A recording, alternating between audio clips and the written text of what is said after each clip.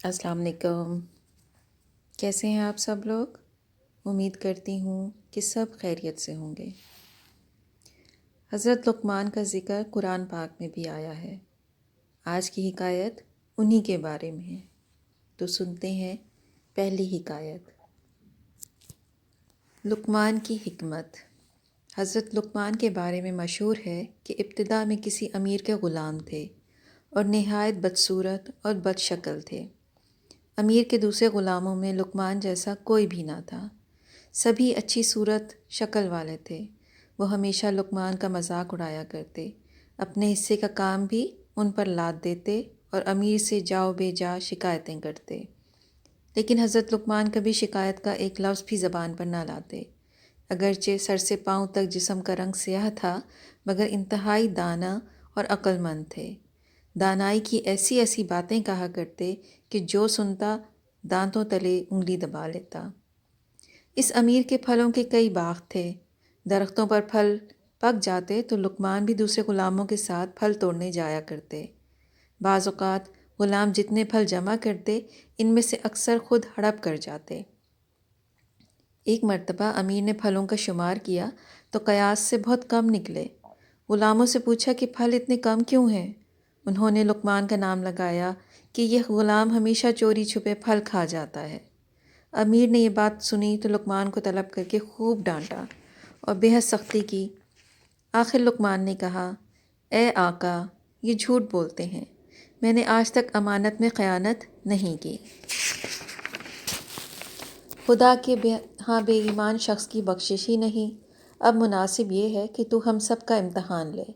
اس کا طریقہ یہ ہے کہ سب غلاموں کو گرم پانی پلا اور خود گھوڑے پر سوار ہو کر جنگل کی طرف چل۔ غلاموں کو حکم دے کر گھوڑے کے ساتھ ساتھ دوڑیں۔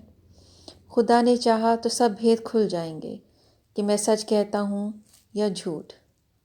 امیر کو لقمان کی یہ بات پسند آئی۔ اس نے سب غلاموں کو زبردستی گرم پانی پلایا۔ لقمان نے بھی پیا۔ پھر امیر نے اپنا گھوڑا جنگلوں اور سبزہ زاروں میں خوب دوڑایا۔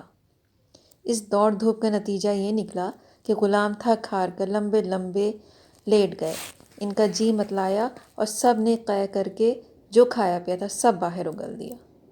لقمان نے جو قے کی وہ بالکل صاف تھی۔ ان کے معدے سے پھلوں کے ٹکڑے برابر نہیں ہوئے۔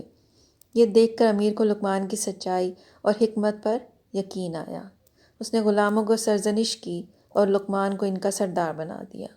سچ ہے، جب ایک شخص لقمان کی حکمت یہ حیرت انگیز کرشمہ دکھا سکتی ہے تو وہ فاعل حقیقی جس کا ہر فعل حکمت ہے، کھرے اور کھوٹے کو الگ الگ کرنے میں کب کسی کا محتاج ہو سکتا ہے۔ دوسری حکایت بھی حضرت لقمان کے بارے میں۔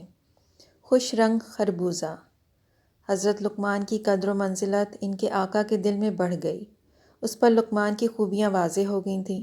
اس نے دیکھ لیا تھا کہ یہ غلام حرص و ہوس سے پاک صاف ہے، اس کے دل میں کھوٹ نہیں اور اس کی زبان پر سچ کے سوا اور کچھ کہتی ہی نہیں۔ بظاہر وہ امیر حضرت لقمان کا آقا تھا، لیکن حقیقت میں وہ ان کا غلام ہو چکا تھا۔ اسے حضرت لقمان سے یہاں تک انس ہوا کہ جب نوکر چاکر اس کے لیے کھانا لے کر آتے تو وہ سب سے پہلے حضرت لقمان کی خدمت میں بھیجا کرتا تاکہ وہ کھائیں، اور جو کھانا ان کے آگے سے بچ رہے وہ خوش ہو کر کھائے۔ اگر کبھی حضرت لقمان کھانا نہ کھاتے تو امیر بھی نہ کھاتا۔ ایک دن امیر کے کسی دوست نے اپنے کھیت میں سے ایک بڑا خوش رنگ خربوزہ اس کو تحفے میں بھیجا۔ امیر نے غلام سے کہا کہ جاؤ اور میرے بیٹے لقمان کو بلا لاؤ۔ امیر کا حکم پاتے ہی حضرت لقمان آئے اور ادب سے ان کے سامنے بیٹھ گئے۔ آقا نے ہاتھ میں چھری سنبھالی اور خربوزہ کاٹ کر ایک کاش حضرت لقمان کو دی۔ انہوں نے مزے لے لے کر وہ کاش کھائی۔ امیر نے دوسری کاش کاٹ کر انہیں دی، وہ بھی لقمان نے نہایت ذوق و شوق سے کھائی۔ پھر اس نے تیسری کاش دی، پھر چوتھی، یہاں تک کہ آقا نے 17 کاشیں حضرت لقمان کو دیں اور انہوں نے ہر کاش بڑی رغبت سے کھائی۔ آخر میں ایک کاش باقی رہ گئی۔ آقا نے کہا، جی چاہتا ہے یہ کاش میں خود کھاؤں۔ معلوم ہوتا ہے خربوزہ بے حد شیریں ہے، جبھی تو نے 17 کاشیں اتنے مزے لے لے کر کھائی ہیں۔ حضرت لقمان نے وہ آخری کاش بھی کھانے کی خواہش ظاہر کی، لیکن آقا نے نہ دی اور اپنے منہ میں رکھ لی۔ کاش کا منہ میں رکھنا تھا کہ سارا منہ حلق تک کڑوا ہو گیا۔ اس نے جلدی سے تھوک دی اور پانی منگا کر خوب کلیاں کیں، لیکن دیر تک اس کی کڑواہٹ نہ گئی اور منہ کا مزہ خراب رہا۔ اس نے نہایت تعجب سے حضرت لقمان کی طرف دیکھا اور کہا، اے عزیز فرزند، تو نے کمال کیا کہ یہ زہریلا خربوزہ اتنے شوق و رغبت سے کھایا اور اپنے چہرے سے ذرا خبر نہ ہونے دی کہ اس کی خوش رنگی اور خوشنمائی محض دھوکہ ہے۔ کیا یہ بھی صبر کی کوئی نرالی قسم ہے؟ حیرت ہے کہ تو نے کوئی ہیلا اس کڑوے خربوزے سے محفوظ رہنے کا نہ کیا۔ اتنا ہی اشارہ کر دیا ہوتا کہ یہ ناپسندیدہ ہے اور مجھے اس کے کھانے میں عذر ہے۔ حضرت لقمان نے ادب سے جواب دیا، اے آقا، کیا عرض کروں، کچھ کہتے ہوئے حیا آتی ہے۔ میں نے ہمیشہ تیرے نعمت بخشنے والے ہاتھ سے اتنا کھایا ہے کہ مارے شرم کی گردن نہیں اٹھا سکتا۔ یہ سوچ کر تلخ کاشیں کھائیں کہ جب تمام عمر اس ہاتھ سے انواع و اقسام کی لذیذ لذیذ نعمتیں کھاتا رہا ہوں تو یہ صد حیف ہے مجھ پر کہ صرف ایک کڑوا خربوزہ کھا کر ادھم مچانے لگوں اور ناشکری کا اظہار کروں۔ حقیقت یہ ہے کہ تیرے شیریں ہاتھ نے اس خربوزے میں تلخی چھوڑی ہی کہاں تھی کہ میں شکایت سے اپنی زبان کو آلودہ کرتا۔ کیسی لگی آپ کو آج کی حکایتیں؟ مجھے بتائیے گا فیڈ بیک میں ضرور۔ جاتے جاتے ایک نظم سنتے جائیے۔ وہ سنتا تو میں کہتا، وہ سنتا تو میں کہتا، مجھے کچھ اور کہنا تھا۔ وہ پل بھر کو جو رک جاتا، مجھے کچھ اور کہنا تھا۔ کمائی زندگی بھر کی اسی کے نام تو کرتی، مجھے کچھ اور کرنا تھا، مجھے کچھ اور کہنا تھا۔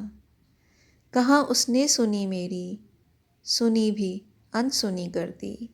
اسے معلوم تھا اتنا، مجھے کچھ اور کہنا تھا۔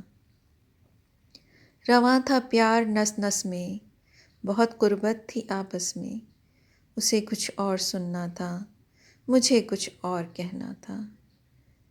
غلط فہمی نے باتوں کو بڑھا ڈالا یوں ہی، ورنہ کہا کچھ تھا وہ کچھ سمجھا، مجھے کچھ اور کہنا تھا۔ کیسی لگی نظم؟